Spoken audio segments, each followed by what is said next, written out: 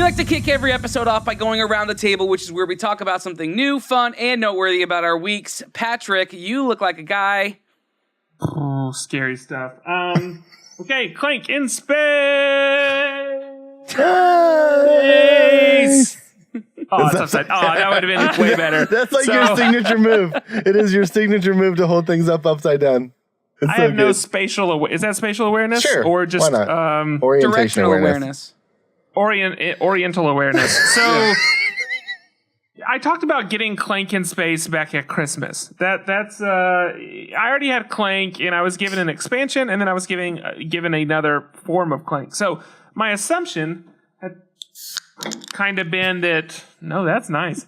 My assumption had kind of been that it was just going to be the exact same game, and then the board was going to be shaped like a spacecraft. Sure. But that was fine with me. Yeah. And there'd be some new cards and whatever. So that is mostly true, but they do add 2 new mechanics to the game.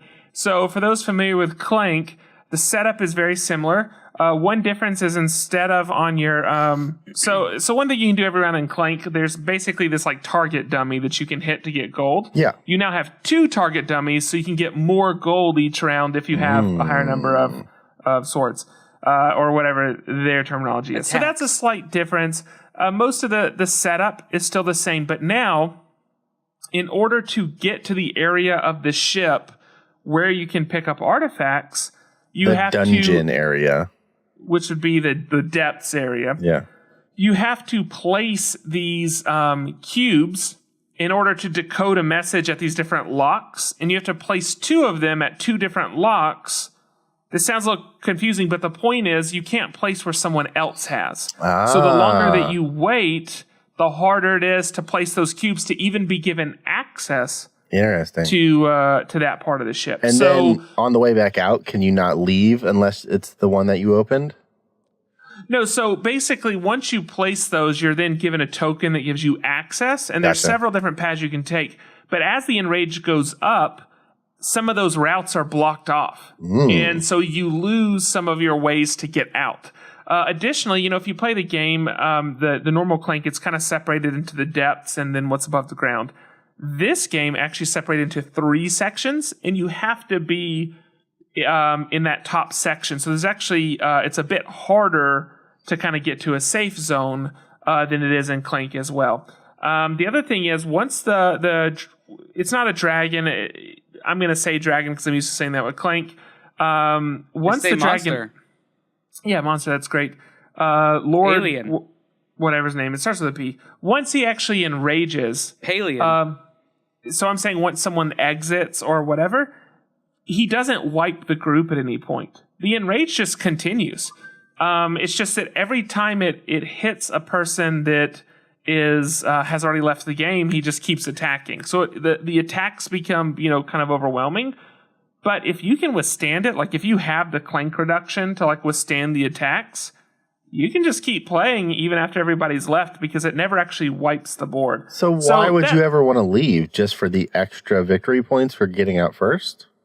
Or do you die? You can still get the victory points after someone's left. It's just the idea is that you have to have... So there's 2 things. There's 2 reasons. Because even if you have the Clank reduction, there are 3 red cubes that go in the back. And if that cube is drawn, everyone takes a hit.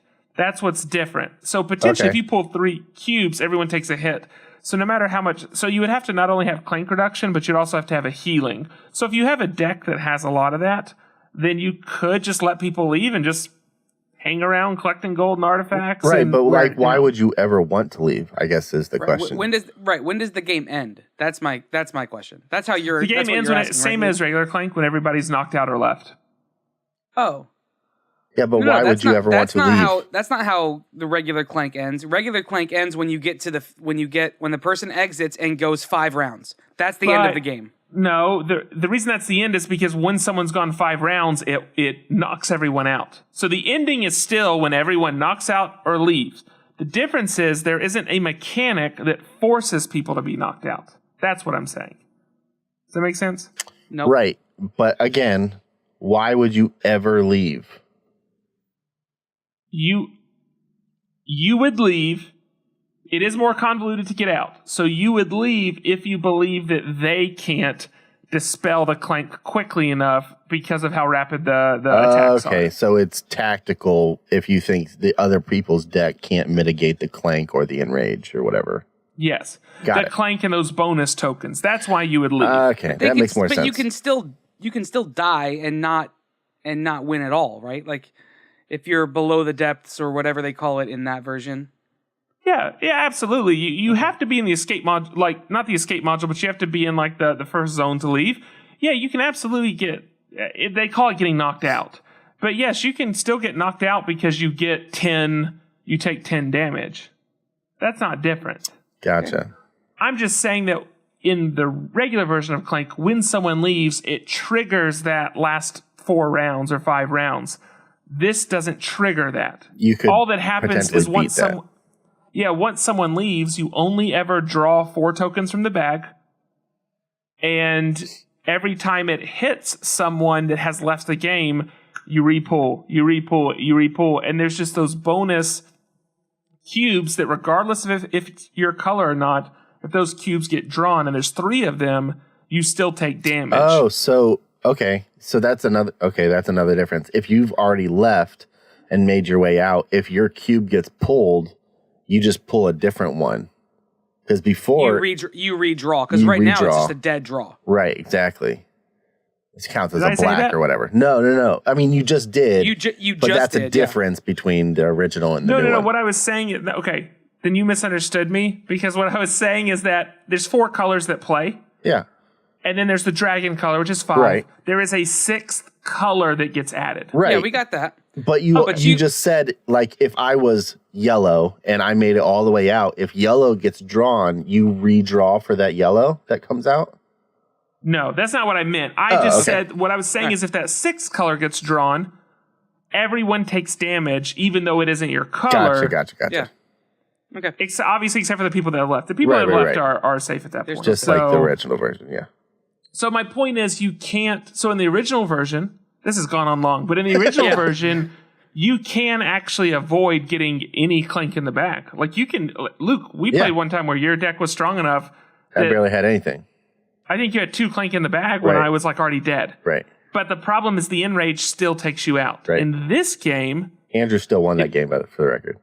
Yes. In this game, if you built that deck, no enrage will take you out. However, there's additional clank that keeps going back in that can still hurt you. Gotcha. That makes sense. Sounds fun. That's the So balance. you made it sound like you like this version better than the original. Is that true? Or I made a weird noise with my mouth, but I do like this version better. Yeah, Cool. I don't think it translated to the microphone, so you just that's fine. It's fine. Yeah, it was kind of sound. Yeah. But you know how sometimes you yawn and something comes out, but it's not like a burp. I've never it's just the yawned. body sound. But it's some type of involuntary. Yeah. Anyway, When I do it, I it do goes, like this. I do like this one better. It's that simply. I like the mechanics, the changes. I think enhance the gameplay. It's somehow less stressful. Cool. I feel like you have more time and more emphasis on building a stronger deck. And they've changed the way some of the marketplace works, like the opportunities to buy from the marketplace. Ah, cool. You can now buy like med kits, which you can't before. So they've added some new tokens. But I think they're all really positive enhancements. I mean, if I was to sit down right now and play, that's the version I would want to play. Sweet. Because I think that's one flaw that I noticed with the original is it never feels like you actually get through all the cards. Like every time I've played, it's like half of the deck is still left. So, one thing I should mention too is that this deck is in like 6 pieces, but it's in 6 pieces. You know, in the original game, you have one side or the other side. Yeah. In this game, you have 2-sided, but you can also reorganize the pieces to make more layout. Board combinations. Oh, cool. So there's a lot more options as far as the game deck or board the goes board? as well. Huh? the deck or the board? No, the actual board. That's cool. Did you? Hold on. Okay. I believe you. I can just show you. No, that's okay. No. All right, I made do it. it. I've do it. started. Well, so while you're opening that, did you play the expansion yet? The underwater? Okay. Well, I guess we'll stay tuned for that. I know. Just send. Hey, Patrick, if you're happy with that, then send me the undersea one because I can't find that one anywhere at my local game stores. So just send it to me. Well, why don't just bring it to Florida and then you'll just take it home. Yeah. So see, the board is two-sided. I like these it. pieces are the same shape, and so you can interchange them, so you have more board combinations. Now you can stack the boards. You said. How do you mean stack? Well, like how you're holding them. He just means put them together. No, I just mean you put them together in such a way that you can make. I know. I'm just kidding. This isn't the time, Luke. For anyone who's just listening to the audio version and has never played Clank, sorry. You're welcome for those 17 minutes of. Yeah, it was actually like 11 minutes, Andrew. Oh, Andrew, sorry. why don't you go? Since you're such a comedian. Oh, wait, hold on. I messed this up. Why don't you go and go? Okay. Speaking this week of I did funny stand-up things. comedy. Do you like these noises? Club. So last week I told you guys that I got a couple of the Troll Hunter mystery minis. Yeah. Yeah, I got a lot more. They're like, I wish I could show you. I mean, I could show you. So this guy, his name is Blinky. He is like one of the rare ones. You know, he's like 1 out of 72 or whatever. Yeah, like 12 and so I of was really excited to get him because most of them are like 1 out of 12. Sure. 1 out of 6, those kind of things. So he's 1 out of 72. And then I went back and got 2 more. So I am stacked on the rare ones. Wait, you have 3 Blinkies? I have 3 Blinkies, and then I've got 2 of this guy who was also 1 out of 72. Nice. So I did well getting the rare ones. Did you buy? Well, that's more than 72. It'd be like 144, and then you have 3 more of them. I didn't. But this guy's super rad. He's got like metallic paint on him. I see a sheen. Yeah, and he's really cool. Here's one of like the main bad guys. Who have either one of you guys watched the show? Yes. No. Okay, so you recognize who these guys are, then, Luke? Yeah. Yeah. This guy was a rare one. I didn't realize he was a rare one, but like the regular, it's the sidekick guy. I can't remember any of their names right now, other than Jim. Yeah, I don't Jeff. know. But he's fun. But this one's more fun, I think. Is the same guy, but in his battle gear. That actually is great looking. Yeah. That's good. And look at his back. He's got like a fire extinguisher, like like flamethrower jetpack thing. Like I don't know what exactly it is, but like the quality of these is like surprisingly really good, especially for Funko. So I'm a big fan. So if you are like me and you're collecting these guys and you like Blinky, because Blinky's a super rad character and you haven't gotten him yet, I'm totally willing to trade. I haven't gotten any Jims. He's like the main character, and there's a couple of different versions of him. I don't have any Jims, so if you have a couple Jims and you'd like a Blinky, hit me up on Instagram or Slack channel or whatever, and I'll totally trade you for either Blinky or this guy, because these are both like the rare ones. But man, I'm a big fan of these guys. They're fun. They're cheap. It's like a nice, easy entry point, but there's not a ton of Troll Hunters swag out there. And I think these are probably some of the more upper echelon versions, even though they're like a cheap entry point. The character design, the way that they're executed is it's the biggest bang for your buck out there for Troll Hunter stuff. I think Blinky looks stupid. Cool. I'm just gonna shoot straight with you, man. That's fine. That's fine. It's the voice actor for that character is Fraser Crane. What's his name? Fraser Crane. Who played Fraser Crane? Gosh, why did you say that? I'll just Google it. I'll just know the guy's Yeah, name. just Google it. Oh, I know it.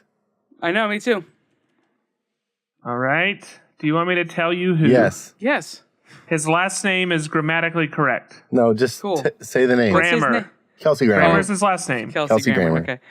That's close. So here's the other thing that I did this week. I had what Luke called my formal official. I think how I said it is you're now playing D&D. Yeah, where you said now you're part of the D&D family is what you said. Yeah, you're officially part of the family. So we had what is called a TPK, which stands for Total Party Kill, which means we got ourselves into a situation. Yeah. All four of us got taken out. Fortunately, our DM has a contingency plan for it. So we've woken up. At the end of the night ended with, after a long bloody battle, ended with all four of us waking up with all of our armor stripped off of us and all of our equipment and all of our inventory taken. And we're just in a jail cell, I guess in our underwear. I don't know. So it was the most fun and frustrating night of the game so far. But Luke talked me through it and gave me some pointers on how to avoid things like that in the future. So anyway, if you don't play D&D, you're probably fine to just go about life as you are. But if you want to, it's fun. So, good point. You like that? There's an endorsement. Luke, take us home. Yeah, I'll stay on this D&D train. So last week I talked about painting, and I showed the wagon that I needed to paint, and I painted it. Here's the wagon. Right there. For our audio fans, it has two wheels. I put a little bit of flock in there, so it looks like hay. Yeah. And then that Instagram post you posted was like I was showing everybody.